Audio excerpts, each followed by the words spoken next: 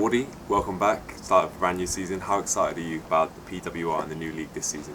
Yeah, it's hugely exciting. 10 teams, 2 new faces, Leicester and Ealing. So for us, it's about building on what we've achieved sort of in the last year, certainly in the last 2 years, and now taking another step forward to try and get to that final and hopefully win the competition. I mean, it's not going to get any easier. Teams are getting stronger. You've already seen a raft of signings all over the league, and we're a team that we want to sort of build again. And like I said, get to that final and go one step further. Yeah, we've seen a few changes this season. We've had some new incomings, we've had some departures as well. How would you describe and assess the strength of the squad this season? Yeah, firstly, I think I've got to pay credit to the guys that are moving on. I certainly, Eleanor Snowsill, Abby Parsons had fantastic careers at Bears, 10, 11 years.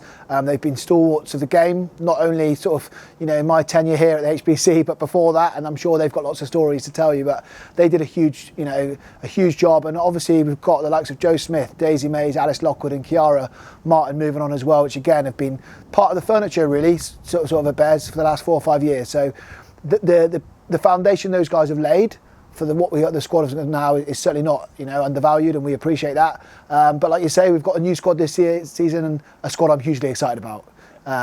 The 2 Red Roses, Hannah Bottom and Holly Aitchison, obviously is going to grab the attention, but the likes of Meg Varley coming in, Meryl Smith from Scotland, Elianne Clark, these are all players with a point to prove. So for them to be keen and get going, it is awesome. With the defeat in that semi-final, what are the key learnings that you took from that over the kind of off-season now that you've kind of reflected on it, and what you're going to learn to take into the start of this new pre-season? Yeah, it's a tough one. I've not watched that game back many times, which is unlike me. I usually watch a game a few times back, but the times I have watched it back is you've got to take stock. We lost that game by 9 points to the eventual champions. And whether we like it or not, we weren't good enough on the day. We tactically have to be a bit better. We were a bit tactically naive. However, the girls probably implemented the tactics we want, which is quite funny, really. And I think that's taken a bit of burden on myself as a coach, but certainly for me and Tom, we've got to be tactically a bit more astute and have more sort of strings to our bow than we have.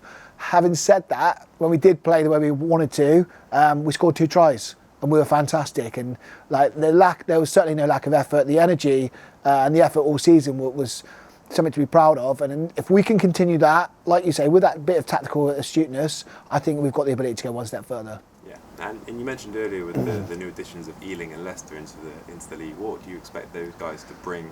Obviously, it's a new makeup of the league now with a new structure. Yeah, I think they're in slightly different positions. Leicester obviously got a team that they've been nurturing for a couple of years, getting ready for this. Ealing are a brand new team with 40 players all bringing together. So I think there's different stages. Obviously, Giselle and Vicky, they know the league inside out. Both of them. Giselle's obviously coached, Vicky's played within it. I met them both last week at a coaching conference. They're both quietly confident, which is amazing. We want the strength of the league. We want to be looking at those games on a Saturday and trying to predict results and not seeing sort of one-sided games that we maybe saw last season. So anything that's going to make this league stronger is great, and I'm really excited to see both of those guys in action. Hopefully, we won't be getting too strong before they play us, but I think that's a challenge. And again, we've got to not look beyond our cup pool, which is again an incredibly tough pool we're in. We've exited the champions last 2 years. Worcester, Sale, those games again are going to come thick and fast. And for us, we need to build on that cup campaign heading into the league in November. With the new EQP requirements for this season, how do you see that affecting the makeup of the match day squads? Yeah, I think for us it's quite an interesting one because we're right on the border with Wales, and obviously we've got a huge Welsh contingent with a couple of Scottish girls as well now. So the EQP is 13 out of 23. So just over 57% of your squad has got to be English, which I think is about perfect, because we want the internationals to come in and make the league as strong as it is, but also we want to make sure it's an English league to support the Red Roses. So I think the Premiership Women's Rugby have got it spot on. It's about me as a coach managing that. We were over 16 last season, so we did a fantastic job in terms of making sure we had enough English players, but also sprinkling of Welsh as well. And now, as I said, we've added a couple of Scots to that. I think it's about squad management, but also understanding why this league is here and why it is the best in the world, because it supports the Red Roses. The funding that's come in from both the RFU and Premiership Women's Rugby, again, we need to keep going forward with it, and that can only be hopefully on the back of a successful World Cup in England in 2 years' time and a successful Red Roses team. What opportunities will you see the women's 15s create for the wider squad as well in the cup period this season? Yeah, I think the WXV is an amazing competition. To have 3 tiers all playing regular rugby is amazing. I think Madagascar might have qualified, which is again huge for them. I know it's obviously tier 3 played in Dubai, but tier 2 with South Africa, with Scotland, and then obviously tier 1 with Wales, France and England played in New Zealand. It's almost going to be like another World Cup. So that's going to be amazing sort of spectacle of rugby on that side of it. However, it creates a huge opportunity for us as a squad as well to go into that cup period, to give the likes of your Grace Whites, your Renika Bonners more game time. You saw how amazing those girls were last year with the little game time they got. And now for the next generation to come through as well, we've got Centre of Excellence girls who will be looking to stamp their authority on those cup periods. For me as a coach is to blood those youth, make sure our experienced players are ready for the league campaign as well, and just manage the squad, enjoy our time together. I mean, the cup's been a hugely successful competition for us over the last 2 years. Obviously, we were a semi-final, then a home semi-final. We met Exeter in both, unfortunately, and lost in both. The challenge again is to go one step further. Can we get that home semi-final of the cup? And this time, can we win it? And we know it won't be Exeter because they're in our pool, so that takes them off the table.